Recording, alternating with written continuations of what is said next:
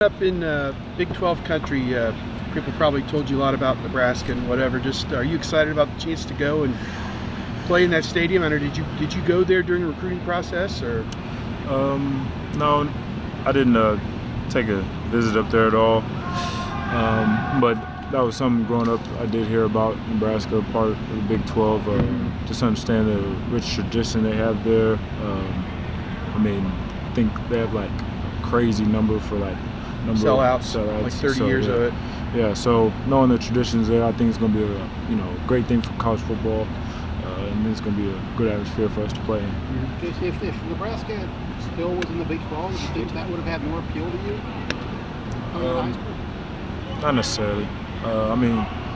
Coach Beck was at Nebraska and was recruiting me when he was there, but I don't think it would have made a difference if they were in the Big 12 or Big 10. Coach Meyer today said Ben Victor has ability to go get the football like Michael Thomas had. How close is he in your eyes to that? I think fortunately for Ben, he's playing a lot younger than Mike did, because Mike, he played his freshman year and then redshirted. We were on a scout team together in 2013, so he's definitely getting there. I think if anything, just make sure be more physical. You know what I'm saying? Being that he's a taller guy, and Coach Mick's pushing him in the weight room, so make sure he's physical in that aspect. But I think he's coming along well. How much work have you guys put in the off season to build this red zone connection that you've got? Not just Benji, but all the receivers. I think it's the conversation, if anything, where the ball is going to be completed on the field, and just understanding how I'm thinking, what they're thinking on each and every route. I think that's one of the biggest things, and that was things that we did work on in the off season, whether it be spring ball or in the summer. So I think that's one of the major things, is just the communication there. JT, I'm hoping you can clear this up, because after the game, several players said that you guys had simplified things on offense, terminology or playbook or something. Then Coach Meyer said maybe not. Have you done that? Has there been any simplification done? Even in terminology or anything? Yeah, I don't know who said that necessarily, but every time I talk to y'all, I said there's not been any changes really. Just a few tweaks on our plays to enhance them, if anything. But say simplify things. I didn't think so. No, not terminology. Hey, JT, you just got asked about Ben a minute ago, but he just said that he feels like he's gotten dramatically better this year. And does he strike you as somebody that you can throw to in all aspects of the game, regardless of whether or not he's wide open, or, do you see a development there where he could be your top guy that people wanted him to be? I think that relationship is growing with a lot of those guys. I think the top 6 guys that we have in rotation, whether it be KJ, Paris, Terry, Johnny, Austin, Ben, I think all those guys, I feel like that's developing in that way, not just Ben. But does he have with just his size and athleticism, is he a little bit unique in kind of what he can catch? Maybe some of the other guys might be a little more open. Yeah, if anything, you could, I guess, not necessarily be as accurate, and with his wingspan being so wide, he helps you out a lot. So I think if anything, that would be more of the case for him. JT, stats are one thing, and sometimes they can be a little misleading. Sometimes they tell the exact truth. It's about halfway through the season now. Statistically, you're one of the best quarterbacks in the country. You've thrown for 16 touchdowns. By the measure that we would look at numerically, it looks like you're having a phenomenal year. As you view it, do you find yourself performing at an elite level? Do you look at so far what you're doing at a pretty high level of performance? I think I'm just developing, keep on getting better each and every week.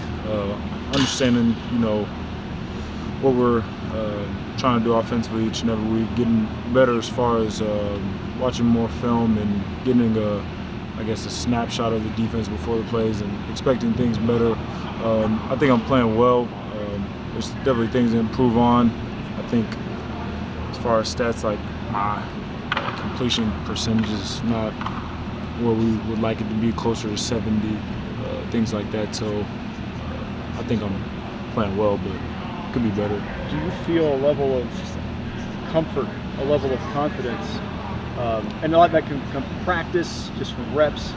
Do you just feel better as a quarterback? Yeah, I think I'm practicing better, and I think what practicing better is gives you the confidence to go out there and play better on Saturdays. So I think that's one of the main things that we're doing, not just myself, but as an offense, is accumulating better practices and putting those in the bank so we'll be able to go execute on Saturday. JT, when I talked to you right after the game on Saturday, you had said that it seemed like you felt confident and you were making the throws out there. When you when you watched the film of the game Saturday, what did you think of the throws that you made? Did you look at some of those throws and think to yourself, yeah, that's what I'm here to do? Yeah, there was a couple throws. I mean, me and Coach Meyer was talking about the constant, I guess you would say, repetition of pass plays in practice, and then to have that one shot in the game, for example, that touchdown that was to Benji. I couldn't tell you how many times we worked that in practice, but to have that one shot in the game and complete it is very exciting. So I think those are the things that go within that, is having really good practices and just keep on putting those reps in the bank and having good reps in practice in order to bring those out on game day. So I think that's what's happening. Hey JT, it's human nature. You guys have played 7 weeks in a row, and you have next week you don't play, and then you play Penn State, which a lot of people are building up to be one of your biggest games. You as a leader on this team have gone and played in tough places like Wisconsin, other places, and this team's 3-3. What do you do as a leader to tell everybody, hey, we absolutely have to finish this 7-game streak off with our best effort yet? How do you keep everybody focused on the task at hand this week?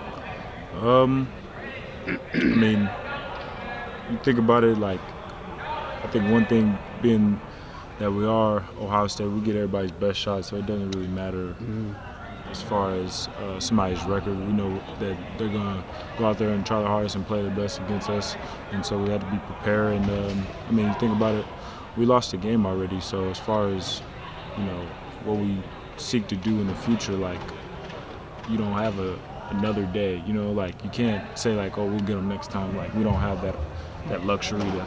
So with that, just I think the focus is being continually to get better each and every day, and with that, you take things day at a time, and at the end of the day, or at the end of the season, you're going to be what you want to be, but you don't rush it. How tough is it to have that focus game in and game out, JT? As far as like the team, you know what I mean? I mean, how tough of an assignment is that? I think with the leaders we have, it makes it a little easier, but I think it would be more difficult with a younger team. It being week 7, and body's getting a little wore out on you, mentally getting fatigued throughout day-to-day practices and things like that. I think that would be tougher, but I think with the mature guys we have, it's a little easier understanding what has to be done each and every day, and we got to keep on developing, getting better. Yeah, I know you don't like to single out guys necessarily. You like to talk as a group, special receivers and things, but Urban Meyer basically keeps saying that he hasn't yet. The ceiling is way up there for Benjamin Victor, and he's starting to see him get there. What are you seeing out of him recently and stuff? I mean, a guy that you can put the ball up and he'll go get it. Yeah, so I think he's practicing very well, and then he's taking the things that he's doing in practice into the game, and I think if anything, just being really confident. I think last year he'd be timid at times, and with that, he wouldn't be open. And I see now he's being more confident. Even when a guy's hanging on to him, he's able to go up there and grab the football, snatch it in the air, or pluck it out of the air. So I think that's something that has been really good for him. Just being more confident in what he's doing, being that he's it's his second year. I think that's something that's really good. JT, do you know what happened the last time Ohio State went to Nebraska? No, sir. I didn't know. It was in 2011. That was a crazy year. I don't know if it's been brought up to you guys at all this week. What happened? Huge lead, blew a huge lead, lost. Was not a good night for Ohio State football. Yeah, well, it's not going to be the plan when it comes Saturday. Go Bucks.